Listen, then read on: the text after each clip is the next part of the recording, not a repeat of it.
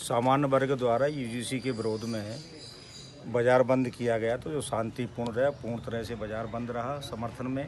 और शांतिपूर्वक जो है इन्होंने एक आवेदन दिया है जो तहसीलदार साहब द्वारा रिसीव किया गया है, और बाकी सभी शांति बना के रखी गई है, ऐसी कोई बात नहीं हुई। देखिए, पूरे जो एक नया कानून आया है, आप सभी को पता है, पूरा भारत बंद का ऐलान था। उसी के उपलक्ष्य में हमने सभी वीरपुर के स्वर्ण समाज में मिल करके उसका साथ में कंधे से कंधा मिला करके वीरपुर बंद करने की मुहिम चलाई है।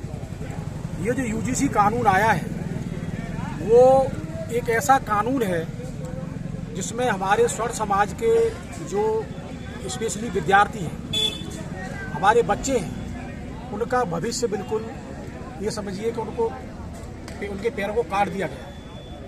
वो उनके अंदर एक इस तरह की हीनता की भावना आ जाएगी जब वो पढ़ने के लिए जाएंगे। तो बच्चा अगर हमारा इंटेलिजेंट है, वो आगे पढ़ रहा है, सामने वाला जो वर्ग है अगर वो मन में भी इस बात को सोचता है और वो केस उसके ऊपर हो जाएगा फाइल, वो रेस्ट्रिक्शन हो जाएगा, विद्यालय से उसको निकाल दिया जाएगा। और अगर वो उसके माताजी पिताजी ये जानना चाहेंगे कि केस किसने किया है, वो अधिकार सवर्णों को नहीं दिया गया है। इस काले कानून में वो पूछने का अधिकार नहीं दिया। ये कौन कह रहा है? हम नहीं कह रहे हैं, यूजीसी कानून में मोदी जी बोल रहे हैं। 25% जो हमारा स्वर्ण समाज है, 80% जनता को आपने एक साइड खड़ा कर दिया, हमको एक साइड खड़ा कर दिया। आप एक तरफ भारत जोड़ने की बात कर रहे हैं, आप जाति पाति मिटाने की बात कर रहे हैं, दूसरी तरफ आपने इस तरह का कानून ला करके एक दरार डाल दी समाज के अंदर। अरे ओबीसी वगैरह सब हमारे भाई है, हमसे उनको विरोध नहीं है, आप उनके बीच में, हमारे बीच में, स्वर्ण के बीच में वो कर रहे हैं। सरकार जो है ये स्वर्ण समाज के कंधों पर सरकार है। सरकार को ये नहीं सोचना चाहिए कि स्वर्ण समाज मेरे पीछे है। विरोध हम इसलिए कर रहे हैं, विरोध हमारा सिर्फ सरकार से है, क्योंकि शासन ने जो इस समय जो लागू किया है, एक तरफ तो भारतीय जनता पार्टी के लोग ये और आरएसएस के लोग एक तो हिंदू सम्मेलन कर रहे हैं, उसमें ये कह रहे थे कि सर्व समाज एक होना चाहिए। उसी के तुरंत बाद अभी तुरंत बाद ही भारत सरकार ने एक नया कानून लागू कर दिया।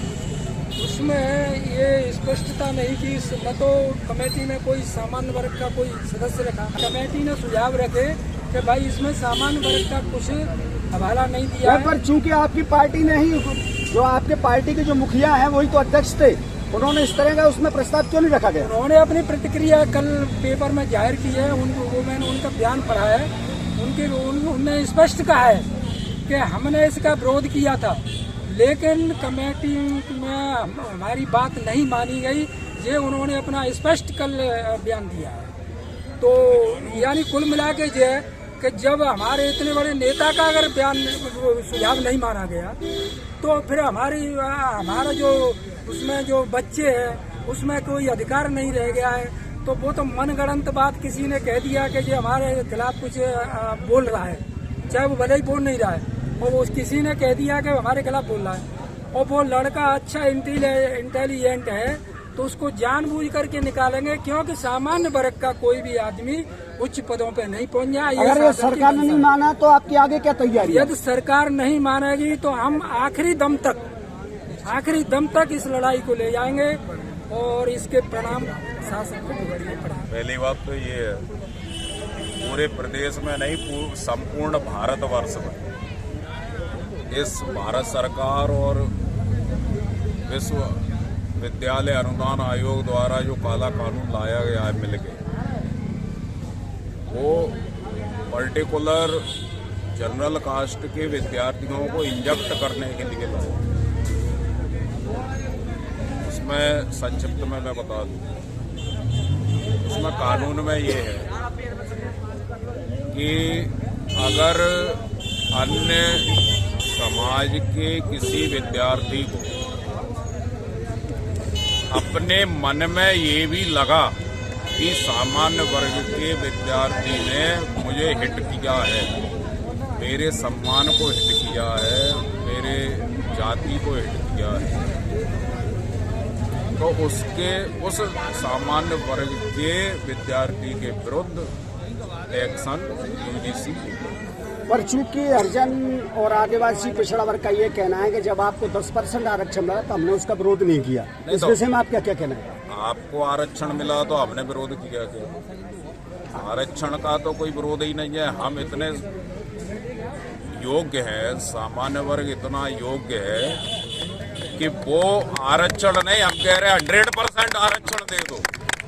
उसके बाद भी किसी की योग्यता को छुपाया नहीं जा सकता। भारत सरकार नहीं, विश्व समुदाय अगर ये सोच ले कि हम भारतवर्ष के सामान्य वर्ग को योग्यता के आधार पर दबा देंगे तो ये सपने में भी नहीं होगा। योग्यता हमारे जेनेटिक में है। आप क्या संदेश देना चाहते हैं, क्या चाहते हैं इस पर? क्या मैं ये चाहता हूँ कि ये अत्याचार निवारण अधिनियम तो पहले से ही पारित है भारतवर्ष, काहे की जरूरत आन पड़ी भैया? अगर मैं आपके विरुद्ध कोई अत्याचार कर रहा हूँ तो उसके लिए ऑप्शन आपके लिए पहले से ही अधिनियम पारित है। अब कौन सी जरूरत? अब तो कल आप ये कह देंगे नहीं घरों में भी अधिनियम पारित करो, घर के लिए भी अधिनियम लाओगे, उस मोहल्ला का अधिनियम अलग, उस मोहल्ला का अधिनियम अलग। ये करना चाहते हो? क्या संदेश देना चाहते हो? एक तरफ हिंदू एक तरफ देश में कानून बनाने वाले सर्वप्रथम अंग्रेज थे और इस कानून के चक्कर में ही चले गए। अगर भारत कानून से ही पूर्णतः चलता तो अंग्रेज छोड़कर नहीं जाते। हमारा कहना ये है कि जो सवर्ण समाज के बीच में जो शासन सरकार के द्वारा ये घिनौनी हरकत की गई है वो बिल्कुल निंदनीय है। तो आपको 10% आरक्षण दे तो दिया? आरक्षण सभी वर्गों में आर्थिक रूप से कमजोर है। ऐसा नहीं कि सवर्ण जाति में ही संपन्न है, नहीं, सभी जातियों में आरक्षण से कोई मतलब नहीं है, लेकिन सभी आर्थिक रूप से कमजोर है।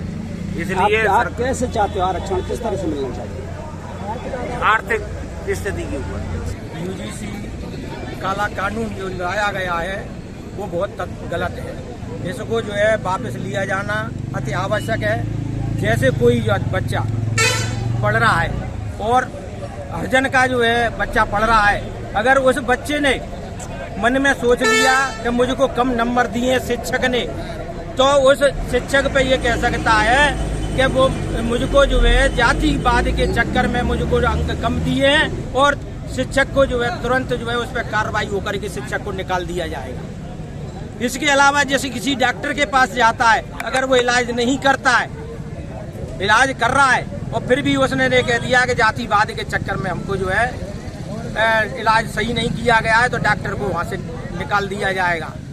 इस तरह के कानून ठीक नहीं है। आरक्षण जो पहले से चल रहा था उस पर जो है किसी सवर्ण समाज को कोई आपत्ति नहीं थी। सवर्ण समाज के द्वारा अभी यूजीसी कानून जो अभी नया लागू किया जा रहा है उसको लेके कुछ मांगें की गई हैं। उन मांगों को हम आगे उसको प्रेषित कर देंगे और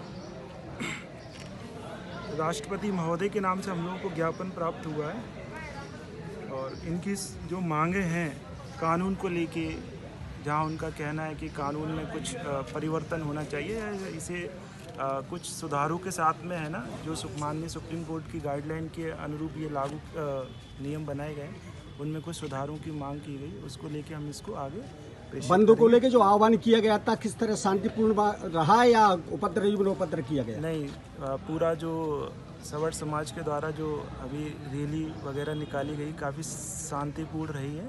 इसमें किसी भी तरीके का कोई भी उत्तेजक भाषण वगैरह है ना, इसको लेके कोई भी हमें शिकायत प्राप्त नहीं हुई है और शांतिपूर्ण लोगों ने अपनी मांगें हम लोगों को ज्ञापन दिया है।